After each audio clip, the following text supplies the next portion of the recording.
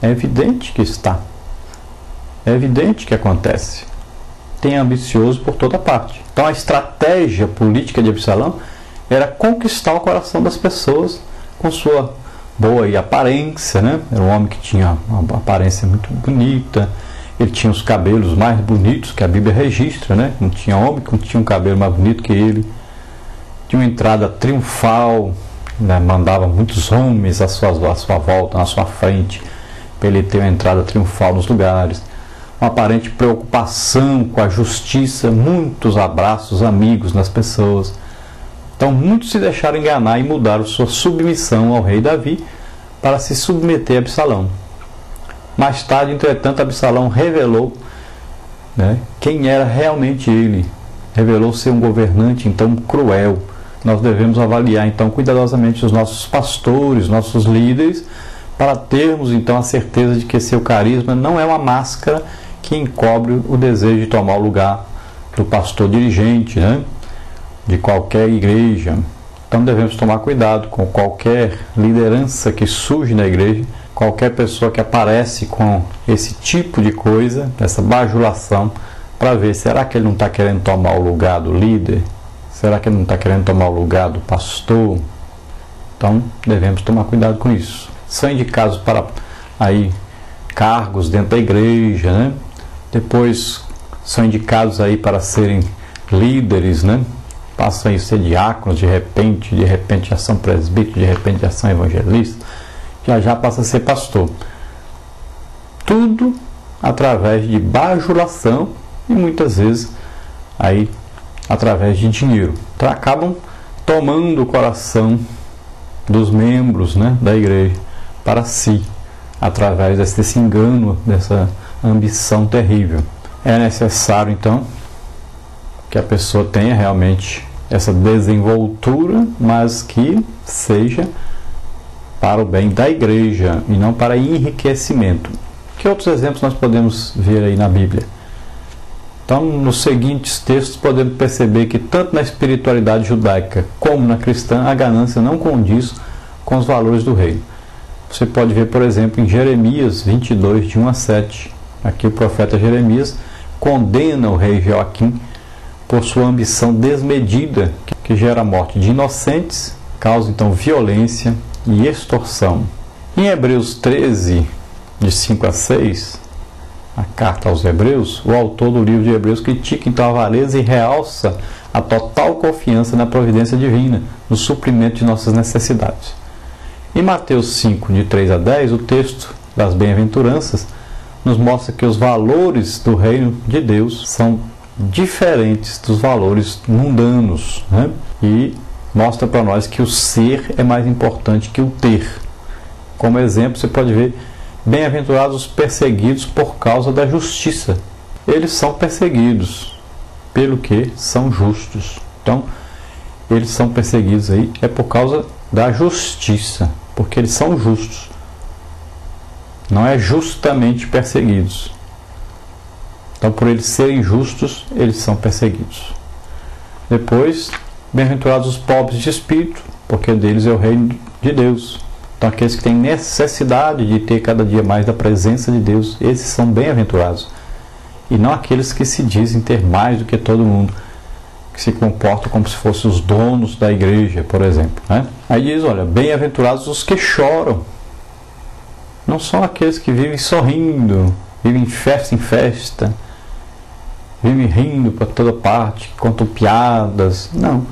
Bem-aventurados aqueles que estão chorando pelas almas, que estão chorando, intercedendo por este mundo caído que está por aí.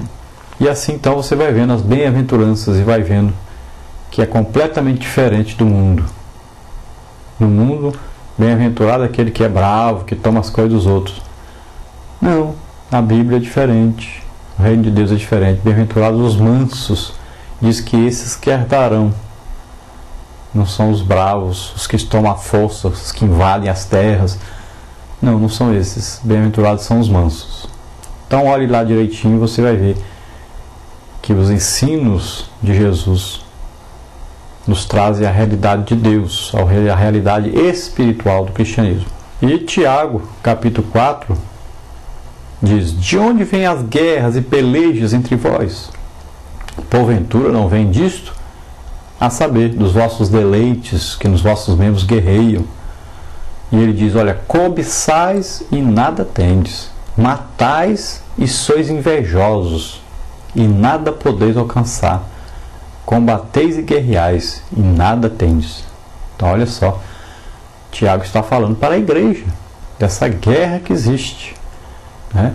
Dessa cobiça terrível que existe e que não deveria existir, porque aqueles que seguem a Deus não cobiçam, não são ambiciosos ao extremo, não têm ganância. São vários os personagens bíblicos que sucumbiram à ambição e ao orgulho. Como exemplo, nós temos aí Adão e Eva, né? Que Satanás diz para eles que eles seriam como Deus. Temos o exemplo de Tiro, lá em Ezequiel 28, de 1 a 10. Nabucodonosor, Daniel 4, 29 a 37, né? Que olhava seus jardins suspensos, achava que era o dono do mundo. Herodes, né? Atos 12, 21 a 23, que foi comido por bichos porque não deu glória a Deus, que achava que era mais importante que Deus, queria ser adorado como se fosse Deus. Então são vários os exemplos. Então esse mesmo orgulho também foi ensinado na filosofia, e nós vamos ver que os estudos da filosofia, se a pessoa não tiver como norma a Bíblia, acaba levando a pessoa a esse orgulho, essa coisa terrível, a essa ambição e essa ganância terrível, né? Os filósofos ateus todos aprenderam nessa mesma cartilha de Satanás. São ambiciosos e receberão cedo ou tarde o justo juízo de Deus pelos seus ensinos filosóficos que vão de encontro à palavra de Deus. Ambição no mundo secular, parte número 1. Poder pertence a Deus. Dinheiro, a cobiça. E sexo, a sexomania. Depois, na parte 2, ambição na igreja. Poder, prêmio de Balaão, né? Aqueles que trabalham por dinheiro, fazer a obra de Deus por dinheiro. Depois, aí, o dinheiro, 1 Timóteo 6, 5 e 9, falando o amor ao dinheiro é a raiz de todos os males. E também sexo. Então, a prostituição, o adultério, e pode acontecer dentro da igreja. Na parte 3, como vencer então a ambição? Primeiro, dominando a sede de poder, depois, dominando a cobiça pelo dinheiro, depois, dominando os desejos carnais. Na parte número 4, o contentamento cristão. Então, a Bíblia nos orienta a vivermos satisfeitos em Cristo. Deus é o nosso provedor, ausência de cobiça, disposição de suportar a privação. Privação aí não significa pobreza e penúria, privação não significa aí resignação. Conclusão, o crente fiel a Deus não ambiciona as coisas elevadas deste mundo. Um resumo aí da primeira parte, então, seria: poder, dinheiro e sexo são os 3 principais elementos que desencadeiam a ambição do homem. Na parte número 2, então, poder, dinheiro e sexo também são elementos que desencadeiam a ambição nos falsos mestres e líderes da igreja, conforme está escrito em 1 Timóteo capítulo 6, 2 de Pedro 2.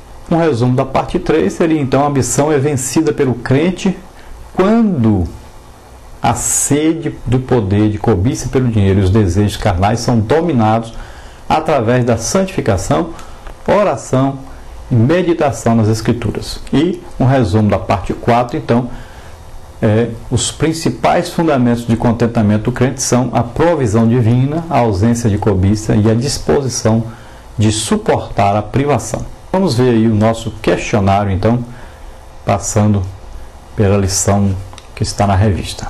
Na pergunta número 3, então, o que é ambição? Então, coloque aí V para verdadeiro e F para falso. Essas são as verdadeiras. A ambição é a procura irracional e desordenada pelas riquezas, poder, glória e honras. É o mesmo que cobiça ou desejo veemente pela aquisição de bens materiais. Em Romanos 12,16 significa elevado, alto. Pode significar arrogância, como nos textos de 1 Timóteo 6,17 e Romanos 11,20. Na pergunta número 4, quais são os 3 principais elementos que desencadeiam a ambição humana? Então, os 3 elementos são poder, dinheiro e sexo. Número 5, o que é poder? Então é o direito de agir, mandar, deliberar e exercer autoridade sobre as coisas, pessoas, instituições e nações. As pessoas dotadas de poder são aquelas que impõem sua vontade sobre as outras, controlando e manipulando segundo o seu próprio querer. Muitos líderes políticos que ambicionaram incontrolavelmente o poder, como Hitler, cometeram as maiores atrocidades contra a humanidade. Alguns reis exerceram o poder de modo positivo, como os reis piedosos de Israel e Judá. Então nós temos exemplo na Bíblia também de reis bons de governança.